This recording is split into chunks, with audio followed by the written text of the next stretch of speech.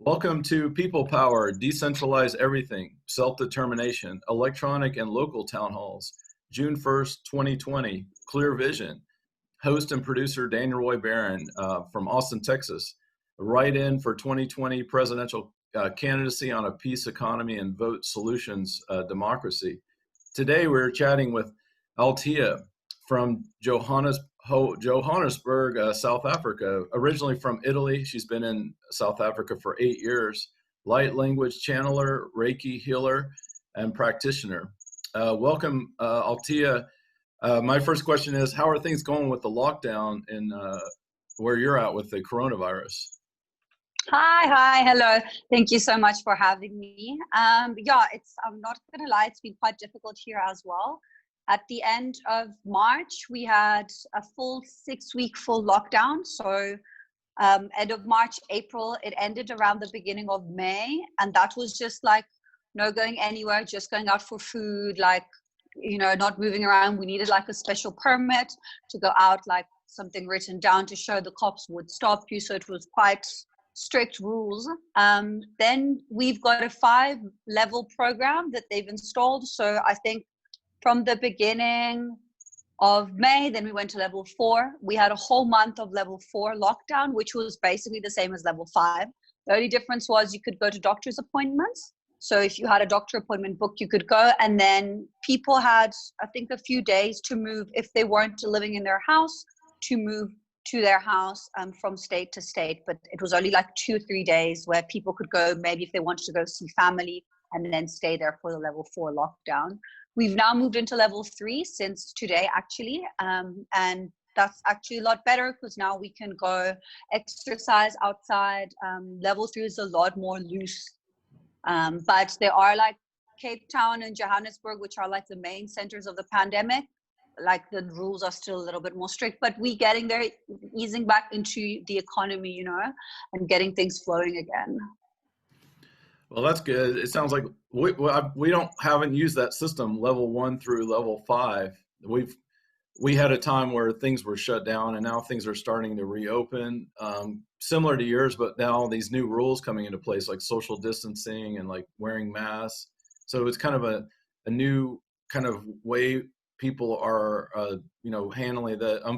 One of the things, I guess, people are uprising here in the United States. So there's a lot of upset about, what happened in Minneapolis, where an innocent African-American, innocent until proven guilty. And it caused this ripple effect. Now people in solidarity around the world are uprising.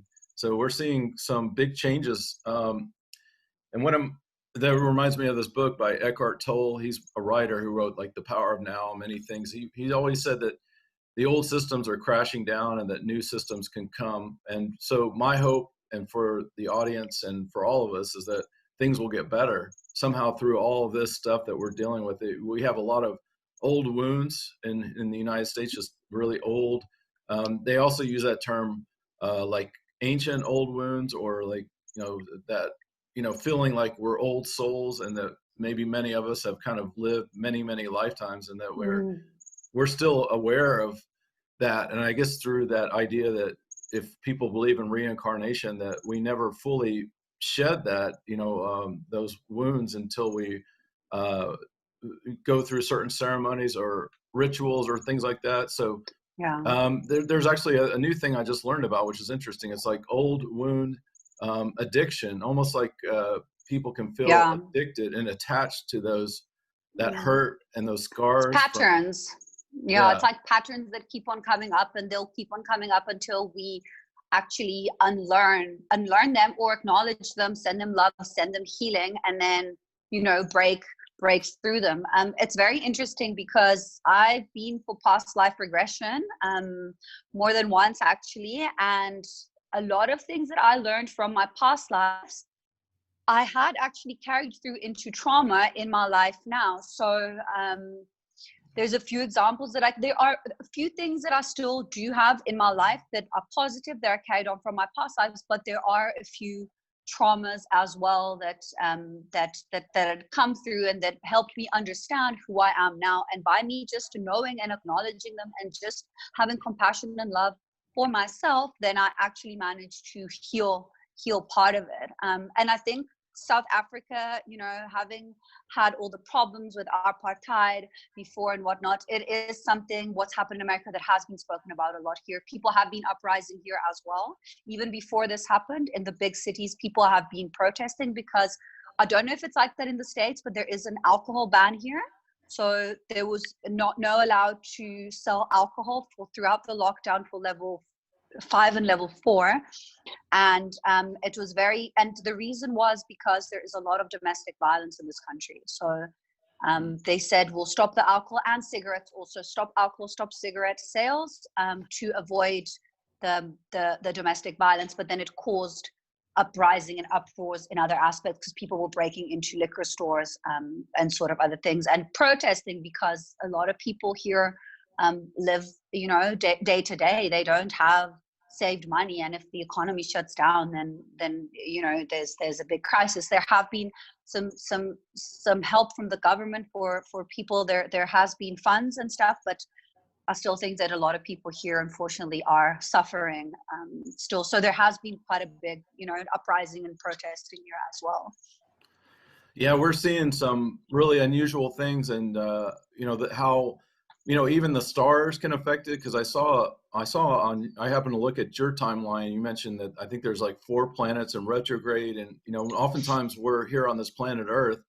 It's a little tiny speck in the entire, you know, universe, and then the idea that there's infinite universes out there, that we're just one universe of just trillions and untold trillions of universes. But one of the things I've come to think of, which is very interesting, maybe it's a different view of this, is that some people believe in past lives and reincarnation, but there's also this feeling of maybe it's possible that people attach to energy of certain historical figures, or even kind of no-name figures. So I feel like in some ways, whether it is a past life or it's just this energy of how somebody lived, and we feel really embracing that maybe at certain points in our life, and then maybe other times where we don't feel as attached to that energy. So I did a past life regression, and they actually found, or I found, I guess, or the universe found, I don't know, you know, you get into this, like, you know, especially if you get away from the ego, you start using different words. But I really felt this really strong connection with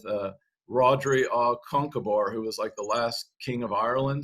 And so I felt this connection with him. And then I started reading the history books about him. And because I don't believe history, I think he was actually just backstabbed, killed by the British, you know, when they came in. And he was the last king, the last high king, because he unified all of Ireland. So I felt this really strong connection with his life, and just a feeling like, I guess in some ways in my own life, I feel this sense of feeling backstabbed. And if you look at the history books, they actually say that last king of Ireland gave up his crown. I don't believe that. I think that he made some pact with the Brits, and they actually just stabbed him in the back and killed him. And I think there's a whole side to that, you know, in Hollywood now, and all the movies that we see, they're usually about how great the English kings and queens are. Like, you hear all these great stories about that. You never hear about the Irish version of their whole history, and the you know, the original pagan ways, and the original living off the land, and that. So I've had this deep connection. But recently I got this outfit. It's a Shaolin monk outfit from from China.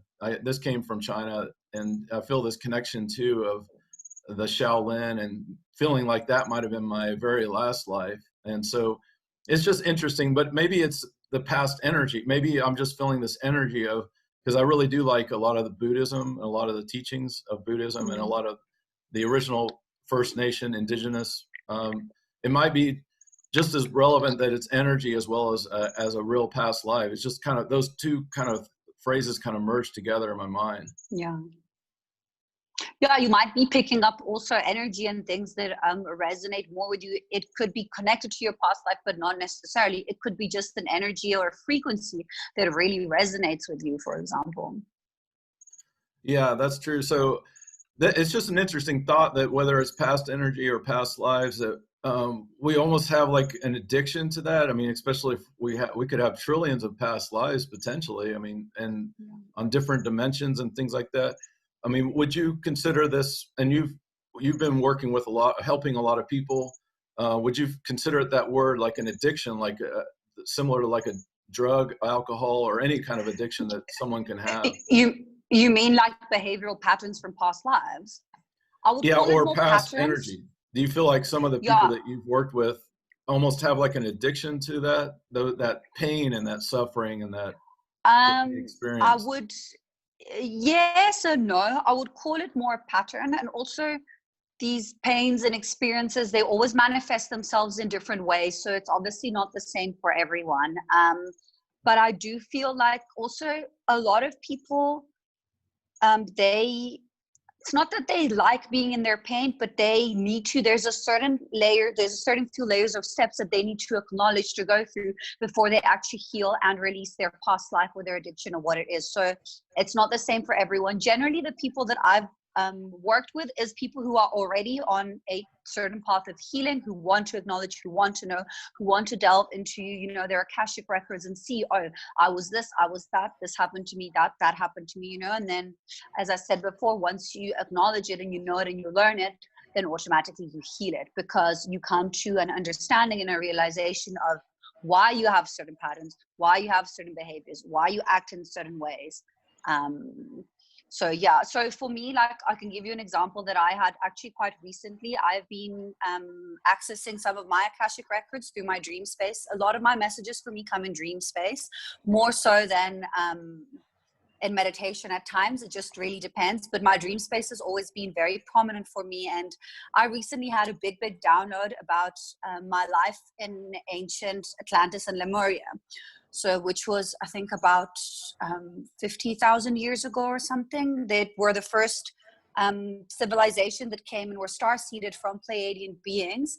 And they actually built one of the first civilizations of light on planet Earth. And then this is very relevant to where we are now, because they were living in such harmony, and then slowly something got corrupt in a way, and they started using more and more technology. So as they used more and more technology, more and more beings started in a way becoming corrupt. And then the technology started taking over the purity that they had as beings before. So there was a huge, there was actually a Holocaust. It was actually like so many souls died and were sent either back to where they came from, which was either Pleiades or Lyra, or, from other stargates. And some of them actually chose to stay and reincarnate on and on and on in order to help Earth get back to that frequency of love and light and the fifth dimension, and I personally remembered that I was actually there during the Holocaust. I remember it happening. I remember it dying. And I remember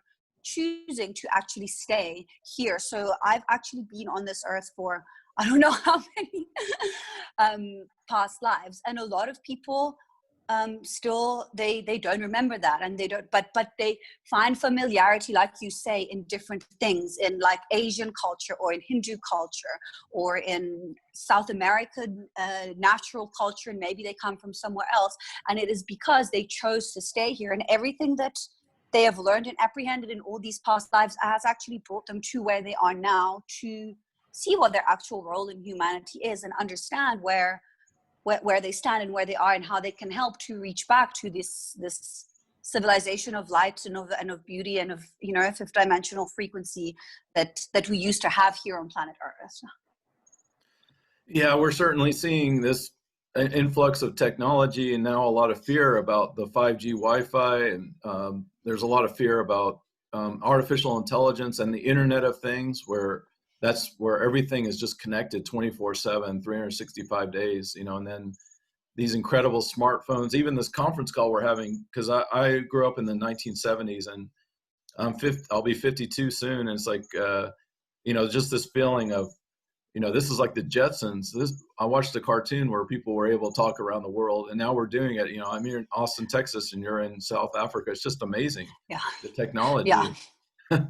It's really incredible. Yeah, I think technology can be used, it's a big tool. It can be used to our advantage as well. It's just a matter, I think, of balance with everything, Yeah, that's true. Technology can be used for good. And one of my goals here in Austin, it's a big tech hub. There's a lot of technology companies looking to make e-town halls into an app that would be blockchain voting and enable people to start voting on solutions. So instead of voting for people, Oh, like wow. the That's typical beautiful. model, and we do have an ongoing conference call on Tuesday night. We invite people from around the world. We've had people from London, Australia, Canada attending this because a lot of people are crying out for this kind of using technology for good. And, you know, having this app, once it's developed, would need to be owned 100% by the community. It can't be owned by a company. And so I just did a great interview with Brent Turner about how, unfortunately, open source voting, which is open and transparent, has been hijacked by a lot of companies like Microsoft, unfortunately, that have been trying to they make millions of dollars over that. And so it's a reality that every app that's ever been used for voting has been always about money, and, you know, people had to pay money to bring the app. And so we're looking to, I guess one of the big innovations that we would have is that instead of having a mayor and a city council of every city, to actually elect a software architect, you know, and that person would be more important than the mayor, because they would be showing us the code, you know, making sure that the voting is not corrupted, and, you know, really good voting. So, well, this is a exciting time, and trying to, you know, see how we can, in these days, you know, look at other ways. And that one of our goals is to avert some of the riots and the protests, because at the end of the day, we don't want to see the buildings torn down. You know, we want to see where turn it over to the people to be deciding, to be voting for solutions. You mentioned something interesting about alcohol. They didn't, here in this country, they didn't ban alcohol. I thought that was an interesting thing. They were still, liquor stores were considered essential and actually were open, so anybody could just go and buy. So there was a lot more drinking, and unfortunately we're seeing more suicide and more drinking and more really? domestic abuse here in the United States too, because, I mean, so many people have been unemployed, and, you know, so we're seeing some of those kinds of side effects of this lockdown. Yeah, here I think it was put in place because of the domestic violence, because it's something so prominent here that they, you know, they said no, they didn't want people buying the alcohol because then people would go home, drink, get drunk, and actually I think in the first like week or two of the lockdown, crime went down 75% in South Africa. So it was quite like a big number. But then obviously, you know, as the lockdown proceeded, then other things started happening. But I think in that initial phase, right in the beginning, when people were, you know, they had to stay home and no one was drinking and whatever, there was quite a big drop in murders and crime and rape as well, which is a very big problem here in this country. So I think it was, I mean, personally, I don't drink, so it didn't really affect me, but I think it was a good thing that they did, but they did, I think, carry it on a little bit too long. They should have maybe, like, you know, loosened up a little bit in level 4. And I think now in level 3, people are only allowed to buy alcohol Monday to Thursday and within a certain hour span. So I think that's what we are at now, which is better. I think people have, you know, they've relaxed a little bit now. Yeah. Well, you mentioned earlier in the conversation, you've had this connection with past life or the past energy with Pleiades, and I've also heard the term Arcturians and, you know, other terms like that.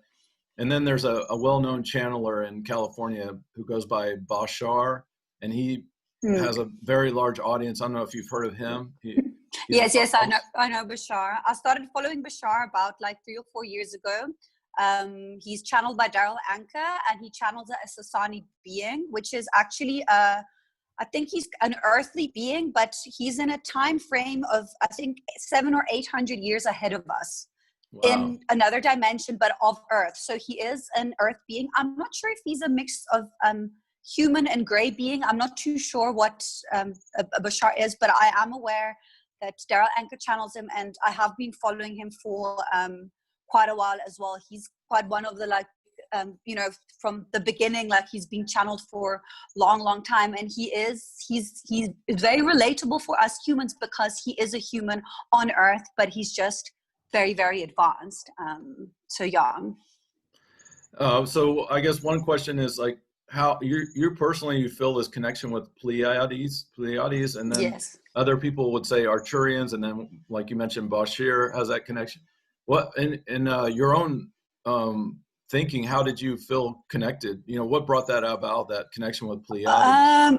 So I had always known that I wasn't from here, if it makes sense. I'd always Oh known yeah. that I was from somewhere in the stars. And then I always felt myself really called to Pleiades, just the constellation. Even when I was small, I didn't even know like the stars and stuff. I started researching, and then I saw these Pleiades, and I was like, okay, let me do a bit more research. Then I researched a little bit more, and then I had a very intense energetic activation in February 2018 through a colleague and friend of mine. She's a beautiful energy worker and shaman, and she did a lot of work on me, where she opened up a lot of my DNA structure and the light language and everything. And then that's where I started receiving a lot more of the downloads. And I knew, okay, I am Pleiadian. This is where I'm from. Also a lot of us, we all have different types of DNA. So I have Pleiadian DNA, but I know I've got also a bit of Lyran, a bit of Sirian, a bit of Arcturian, but mainly my essence is Pleiadian.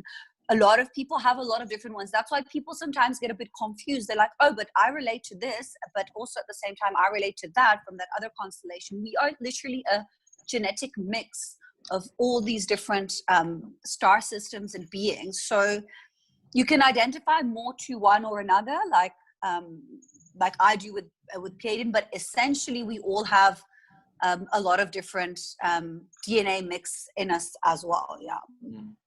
I just learned about Cryon too. One of my friends have told me about, and I really like Cryon. I don't know if you've heard of Cryon either.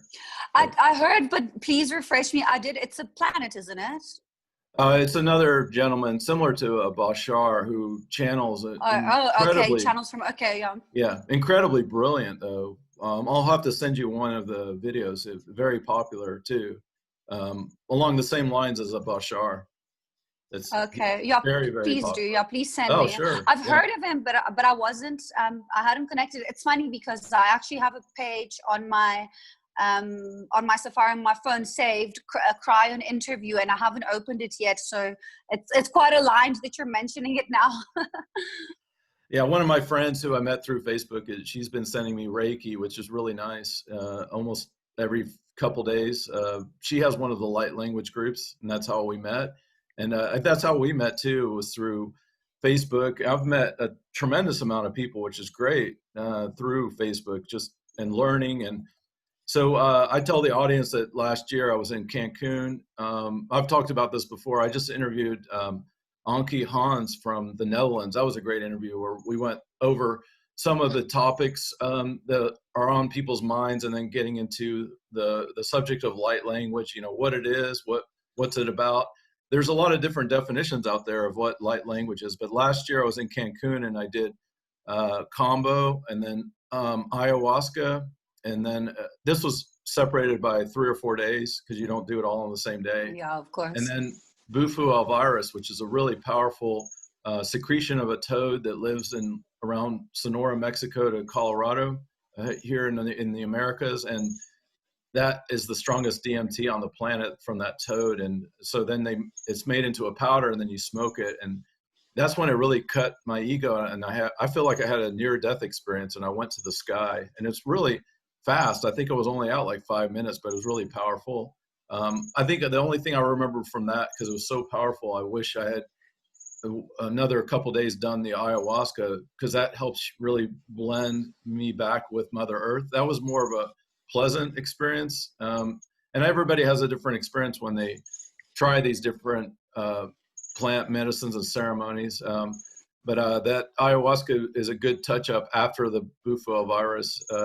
But then I had to come back to the US around that time. But it was interesting to go through the different, and a lot of research saying that it helps your left-right brain, so that you're not stuck either in the left brain or the right brain. To balance. Yeah, I think all these medicines are really beautiful because they always bring out what it is that you need to heal or see, or most of them, as you said, they are big ego deaths. And especially when you work in the healing business, or you do light language, or you do Reiki, or you do, it's very important to have this separation from the ego, because you really are, when you're channeling light language, you really are allowing something that's beyond yourself. You are surrendering yourself to another frequency or a higher power. So your ego really has to like not be there, because it's not something that you think. And I think all these medicines, as I said, are so beautiful. I personally have had experience with psilocybin and Santa Maria. So we do ceremonies here in South Africa as well. And I've seen a lot of people, I have done myself, and I have seen a lot of people how you go through these ego deaths, and how obviously it takes a while to integrate and everything, but you really come to realizations about yourself and your life, and whatever needs to come through to you. Some people get messages from dead relatives. It's a really like a broad range of experience, and it's always so personal, and also you can do it more than once, and every time you learn something different, and it's really, really beautiful. And I think people should look more into healing and plant medicine, because in our day and age now, people take too much chemical and pills, and all the tools that we need to heal, Mother Earth has given us. We just need to give it a chance. Yeah, well, here's one definition I found. I've read other definitions out there. Light language sound has been used as a healing tool for centuries. Light language is a form of sound healing, which has the ability to reprogram our thoughts, emotions, physical health, and even our DNA. One important function of the language of light is to reunite and integrate multidimensional mind, body, and soul aspects. So I really like that. How long have you known about light language, and how did it call out to you? So I've always been, I don't like the term psychic, because I don't really like labels, but I've always been highly intuitive, and I've always worked psychically, and I've always, my channel's always been quite open. I've always received messages, let's put it that way. My light language it started when I had that big activation with the psilocybin in 2018. Then I had my Reiki attunement, which also opened up everything more. And then I actually had a few different light language workers all work on me together over a year ago. So it's about, a year and a half, maybe 2 years ago. And that's when slowly my channel started opening. For me, it first started with the hands. So it first started with the movements. Then my throat chakra activated, but it took like a month or two of my throat chakra working before the actual language came through. So before, it was just more sounds or something trying to break through, if it makes sense. And then slowly, the more I trusted my channel, the more I opened up, and the more the language started coming through. And I'm very fortunate, because I have had people that I've worked with here who were already channelers, who really helped me, and supported me and helped me understand what was going on. Because I can imagine that a lot of people might have these activations and they don't know what's going on. Like, I'll give you an example. When I first started releasing my videos, this one friend of mine who she didn't really know what light language was until she saw my videos. She saw my one video the one day, and then she spontaneously just activated. So it really does work on a subconscious level. And the way that you said that the sounds heal, yes, because sound is a vibration, and a vibration is of a certain frequency. And because we are all frequency, that's how it works. And it works on the DNA structure. So it is a mixture of the sound. And then for me, when I do the movements and the coding comes through, what I do is I like to call myself also a grid worker. So I actually pull through codes from 5, 6, 7, 8, 9th dimension to integrate them in the 3rd dimensional grid, to anchor them into this reality. So when I'm doing the movement that I'm moving, the actual coding that's coming through, I'm physically anchoring it into this reality. And that's another way of getting through the light language, which isn't necessarily through the throat chakra. Obviously, if you combine all of them together, then you anchor and pull in even more light. But there are many different ways, and this is my way, my personal experience, how I channel and how I bring the codes through. Maybe someone else, does it in a different way, but more or less it is a light frequency that works on the DNA structure. Yeah, that I just was chanting, and then fortunately through YouTube, somebody posted that that's light language, and that happened about 3 months ago. And so I'm relatively new of what that word is about. So then I got really excited because then it started making everything more understandable. It's amazing how I had posted this where I did some chanting on there, and then all of a sudden it came out. I didn't plan it. Then all of a sudden the words "Who am I? What am I?" came out, and it was really powerful. That, and it was all mixed in with the chanting that I was doing. So yeah, beautiful. So you just got activated. Yeah, beautiful. Yeah, and it was like dealing with the ego. But I've definitely been a Gemini my whole life. Like I just came from 10 years of living out of a backpack. That's my nickname, is backpack, and just kind of like a backpack Buddha, just traveling. And I've had some incredible experiences. I was in Brazil for 6 months, and then I was in Cancun for about a month. The travel, and hopefully we can all get back to backpack soon. I'm actually staying with my friend here who's in India right now. He's let me stay rent free, and really helped me a lot. He bought me this laptop, and I really was appreciative of that, because life can be difficult if you have little or no money, and I've had to learn those lessons really well. So with all these things going on, and the power of like Reiki healing, I've been learning a lot about that. Or wearing hematite has been one of my favorite things to wear, like different ways, or crystals, or different things like that can really help us, to really help us get a much better, a lighter kind of frequency that we can all have. Yeah. So yeah. So if you feel for me like also, yeah. We can, if you want to do some light language now, we can. Yeah, we can see. We can Oh, see. sure. We can try and see it, tap in if anything comes through. Okay. Yeah. Well, if you want to start, that'd be great. I'll maybe do like a little bit of breathing, and then Okay. me like maybe 10, 15 seconds, I'll breathe in a little bit and see if anything comes through.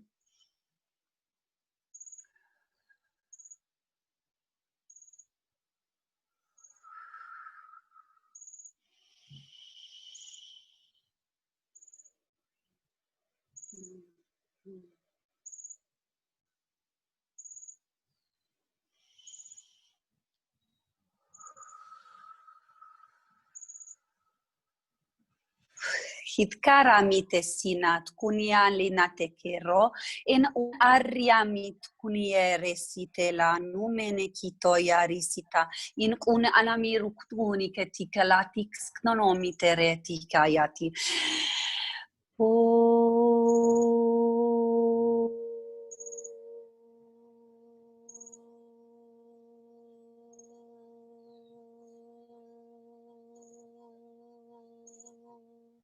Inamit kuneresi anunia tilaninat kunayariatese it konarieti kanamilani sikat kurre katina.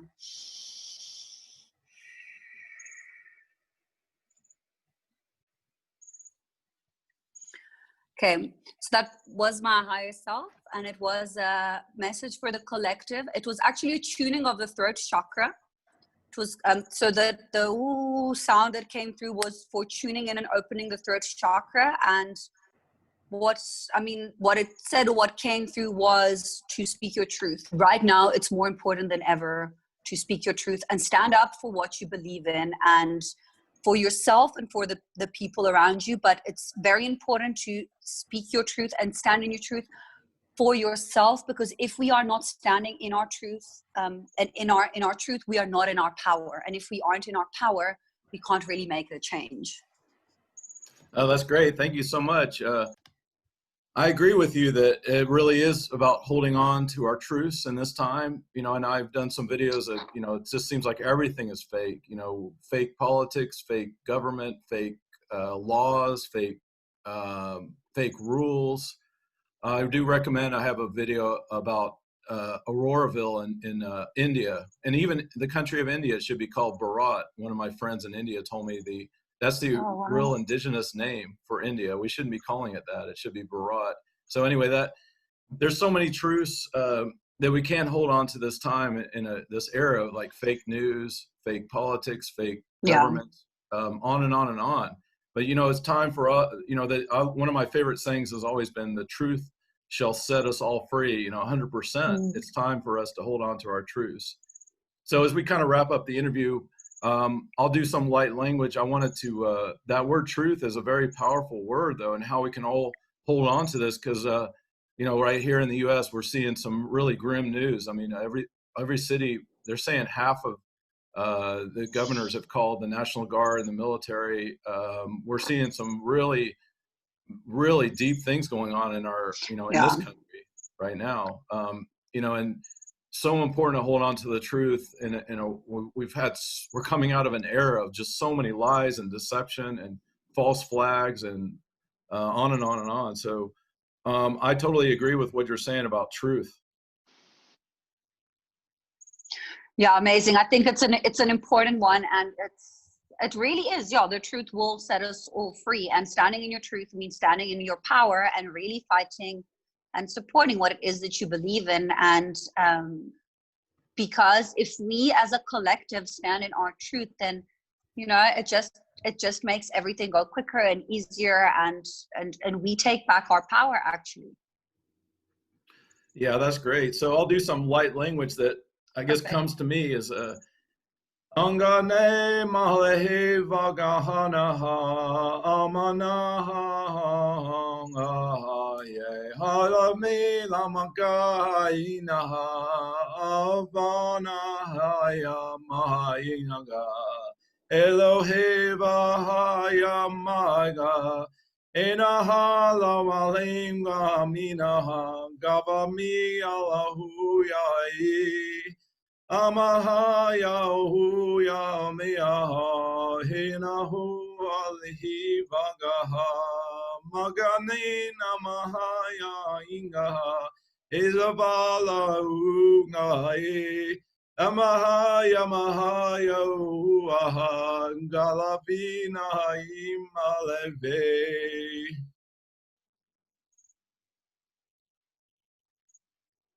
Well, thank you. And maybe. Wow, that was beautiful. It really felt, sorry, I just want to say it really felt like it actually cleansed my energetic field, and I felt it in my heart as well. So thank you so much for that. It was very beautiful. Well, thank you. I guess the saying Gemini, maybe by putting this broadcast out, I'll meet some other people that have a similar kind of frequencies and things like that, it's really incredible how it opens up. But you reminded me of something I like to tell. I stayed in this kind of like in a community setting with a lot of people. I had where I've really thrived, living that kind of more communal way. And I was swimming in this pool, and it was a beautiful night out. It was in near Bastrop, Texas, which is near where I'm at in Austin. This was like many years ago. And I was looking up at the stars, and I was just so angry. I was screaming at the stars saying, why did you bring me here? Because, it feels like Earth and these experiences, at least in this lifetime, have been all about training and going through all these tests and this feeling of just being tested. Like they use that expression, the 10-fold Buddha path, where you have all these like challenges and things that you have to go through. But I was just furious. So it was like, why did you put me here? Why am I stuck here? And that feeling, that was a really strong feeling, and it just felt good to kind of get it out, just like screaming at the stars, like there's so much, there's got to be something way more than what this place is in these experiences. Have you ever felt definitely.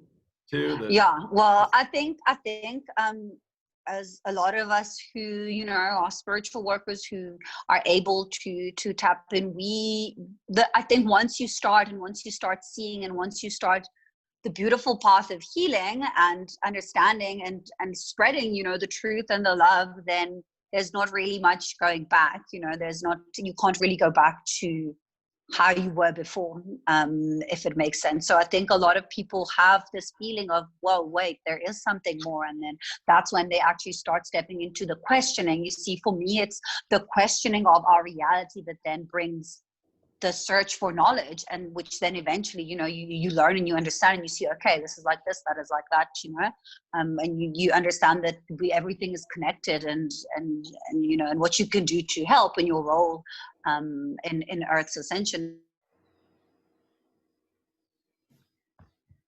Yeah, one of the things that comes to mind is for all of us to look at being naked, you know, going, and I had this vision in my mind, you know, the protest in Brazil, there's like 10 women that get naked. This has been a popular protest for a long time. If you ever look up naked Brazil, so it's 10 women that'll be out naked.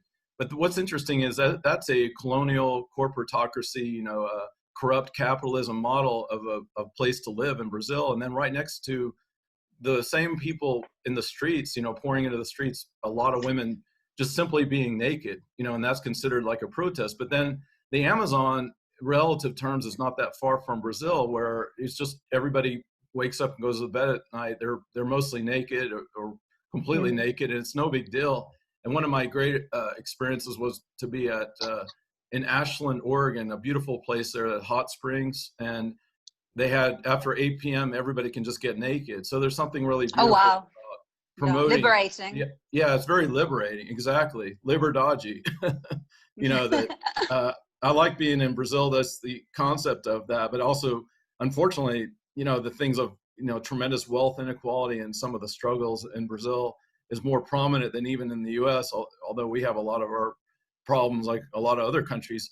But this idea of coming out of the closet or just simply being naked, that another person I recommend, I met her at one of her parties. She has a book called Activism out, and her name is Jill Love Revolution. She's often mostly naked, or she's out in the street. She actually just did a protest against us wearing the mask. So she took these masks that we would wear and she put them over her, just covered up some basic parts of her body. And that actually became a really popular, just recently. Oh, wow. And is this a girl in the States? Yeah, well, she's actually from Spain, and then she immigrated. She just became a U.S. citizen. She put masks. She was naked and put masks on her body. I think I saw the photo. Oh, okay, yeah. She's really amazing. She's been doing a lot of really powerful things where she covered herself with oil and like goes in the street. It's called Activism. It's combining the word art and activism. But she's been doing some really cool things. If you just look up Jill Love, you'll find the YouTube, and you'll find her on her page on Facebook. I was really glad I got to meet her and was at one of her kickoff parties for her new magazine. I happened to be there in near San Francisco last year. It was a suburb of San Francisco. So yeah, this is awesome that we come to this time and that we can all be pagans or witches or, you know, living indigenous. I believe we were all indigenous people from somewhere on the planet, you know, that we're all this common, but, you know, we're also can be from other planets as well, you know, at the same time, and even different dimensions and things like that. It's just, I guess the theme is coming out of the closet. You know, how do we get more people to come out and feel naked and feel proud of light language, that this is part of our DNA, our genetics too. That we all have a light language. We just need to set that free.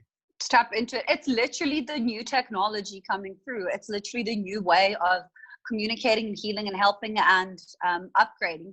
There's also one other thing that I wanted to add. If any of you guys listening to this are interested, I will be releasing soon an online course, which is called the Pleiadian Starseed Activation Course. And it really works. It's got exclusive light language downloads and codes in it as well that you won't find on my page or anywhere else. You only find them in this course. And it really works a lot with Pleiadian energy. And the Pleiadian energy has a lot to do with creativity, love, being in the heart space. So a lot of the work that gets done in the course is about opening up the heart and being in your truth as well. So there'll be all my links below. If you guys are interested, I'll be releasing that soon as well. Okay, great. And I'll definitely put a link to that as well. And so as we kind of sum up the interview, it's been great connecting with you. Please stay in touch. I'm hoping all goes well with the baby, and so Thank you. 7 months, so you have 2 more months. Yes. That's exciting. I've got 2 more months to go, just over 2 months. Well, I hope all goes well. And as we what would be some of your summaries, like the audience can take away? We've covered a lot of material here today in the conversation, but what would you say is some of the takeaways and some of the things that have really impacted your life that to leave with the audience? Well, I would, as we said before, really speaking your truth. I think that's a big one.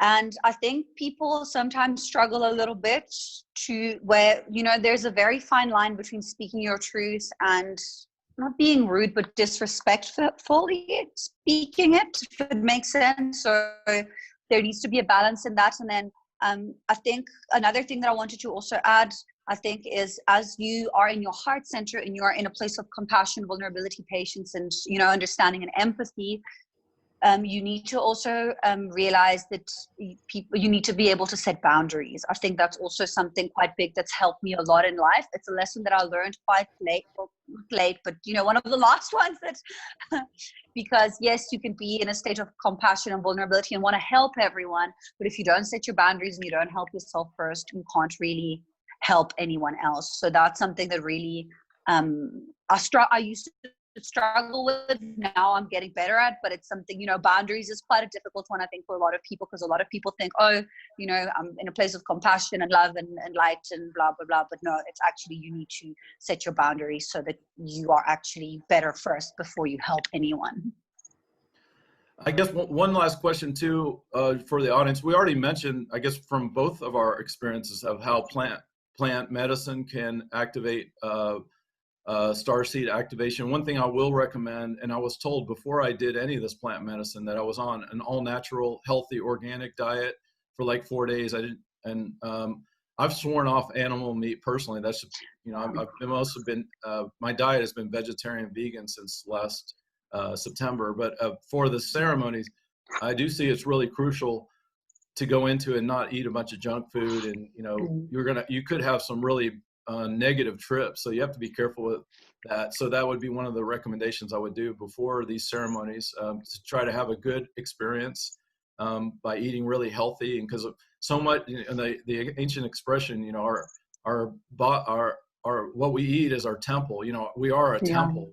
It's not really going to church. It's not really going to any religious place or a mosque or any of that kind of stuff, or a temple of any sort. It's really us. We are the temple ultimately. Literally, yeah. But my last question was, we mentioned plant medicine as one way to activate, like the starseed activation, or the really start really coming out of the closet as a way to, like, who we really are, our pure being. What's our well-being, our pure being. Can you think of other ways that people can be activated, and certainly people can get to the same path, the end point, the same.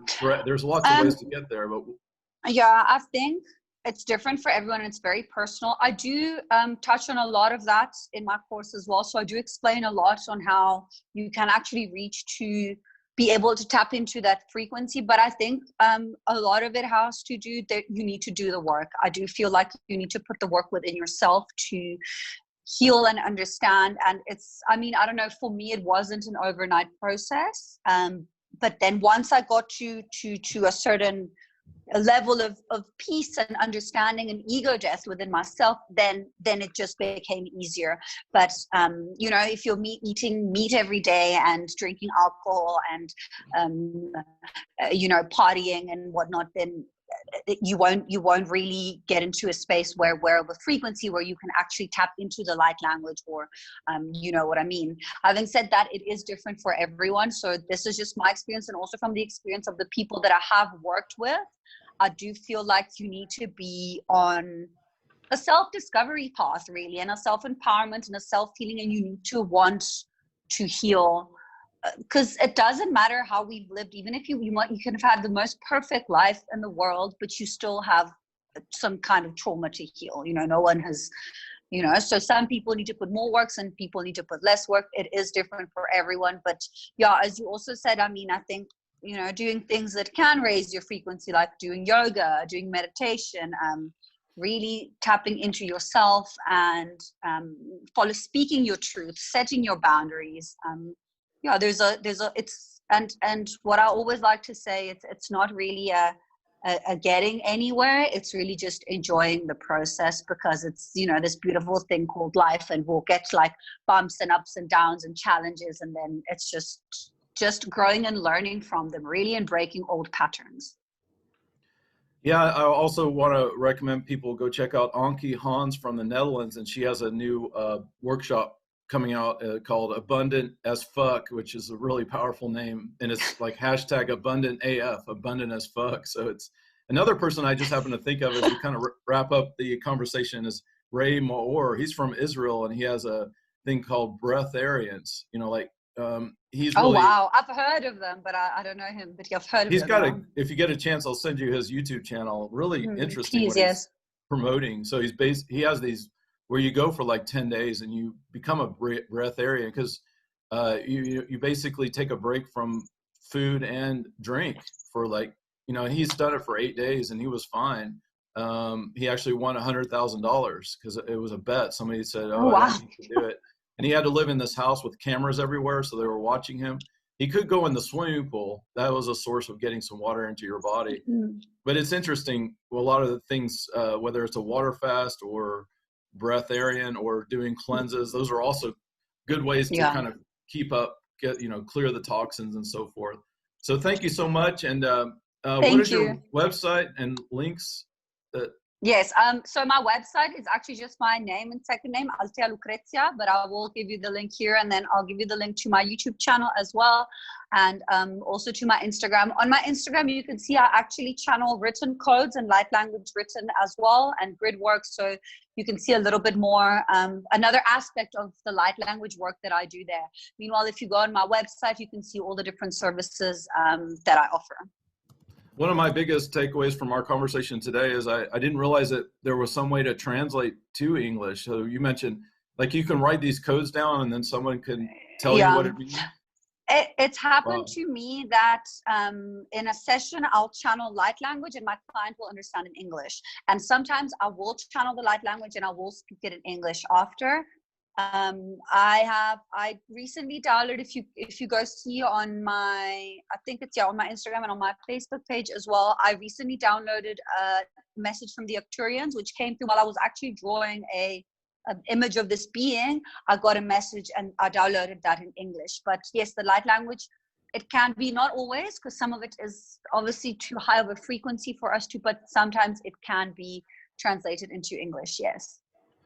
Oh, that's amazing. I guess one last question is, when it's translated, what type of message is it that gets translated into English? Is it like predictions of someone's future or things like that? Is it? Generally, no. Generally, it's like either angel beings or guardians, or like it's more like reassuring or understanding, or just like